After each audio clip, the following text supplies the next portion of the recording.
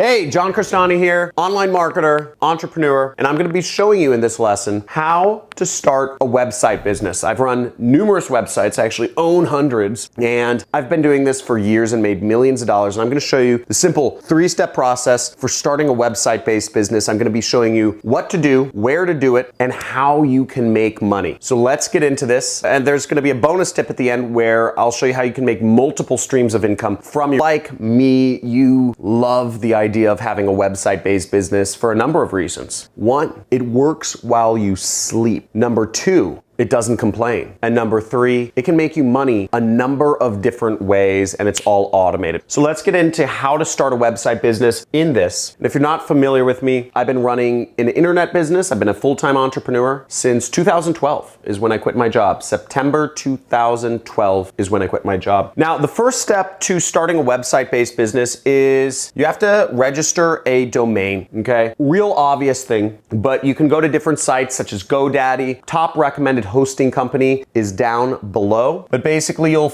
look up your website domain and you'll see if it's available. Most websites retail for about $10. So usually you don't have to spend more than $10, $12, usually not higher than $15 to purchase a website. Now, after you purchase website, usually bundled in is you'll need hosting, okay? So you also need what's called web hosting. So if you think about it, the website itself is like the real estate, okay? Your domain name, which you will pay, generally speaking, $15 for, $10 to $15. That's the real estate. But in order for the real estate to be worth anything, you need to have running water, you need to have electricity, you need to have plumbing, you need to have Wi-Fi if you're living in the 21st century. And that's what hosting is. Hosting is when you're paying an internet company to actually hold your website for you and load it on other people's computers every time somebody visits it. Now, technically, if you own a computer and you leave it on 24/7, you could actually host your own website and not have to pay any money. But to do that, I've tried it, it's a real technical challenge and you need to know server-side scripting and programming and all this sort of stuff, databases, and it just doesn't make sense. So unless you're super advanced, you'll have to buy hosting. Now, hosting generally costs somewhere around $20 a month. Now, if you sign up with my top recommended hosting company, which there should be a link in the description, then you'll actually get a free website and you'll get hosting that costs less than $5. So I suggest if you'd like to get a website, sign up with the website hosting company that I recommend down in the description. Before you do that, we're gonna go on what you do next to start a website-based business. Now, the second step of starting a website-based business is you need to put content on your website. Now, to put content on your website, I have another video where I show you how to set up a website in 5 minutes. And you can check that video out. It goes over a little more in detail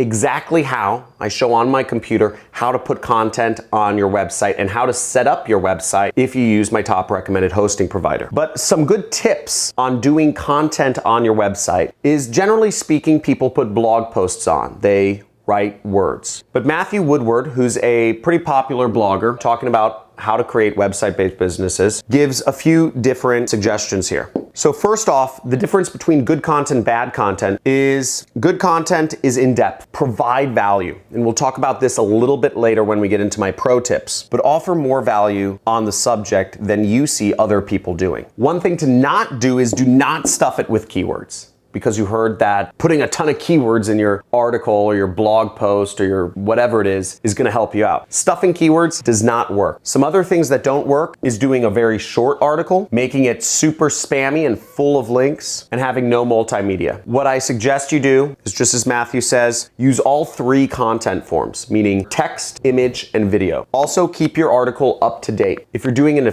definitive article, something such as how to save money or something like that, you know, a very broad article, you can keep it up to date. But generally speaking, I don't think you always need to keep your article up to date if the content doesn't always change, okay? Keeping your articles or your content up to date really only applies to certain content where it goes out of date. But what is definitely good is referencing other sources. So the more third parties you kind of reference in your article, you say, oh, CNN said this, and NBC said this, and Fox News said this, Donald Trump said this, Bernie Sanders said this, it's actually good. it helps your article in terms of ranking. It shows that you did research. Now, the third step is the most exciting, and that's monetizing content. Ooh, this is exciting. So the third step is the most exciting, and that's when you monetize content. And what's exciting about monetizing content is you make money. So I'm gonna show you 2 ways that you can make money from your website. And I'm also gonna show you a third way in a few minutes here when we get to the pro tips. So the first way to monetize is using banner ads. Now we see a big banner ad right here. This is AdSpace, right? You see this is the New York Times. This is just a screenshot of their website. But you'll see right above it is this huge ad for whatever, Erica Black.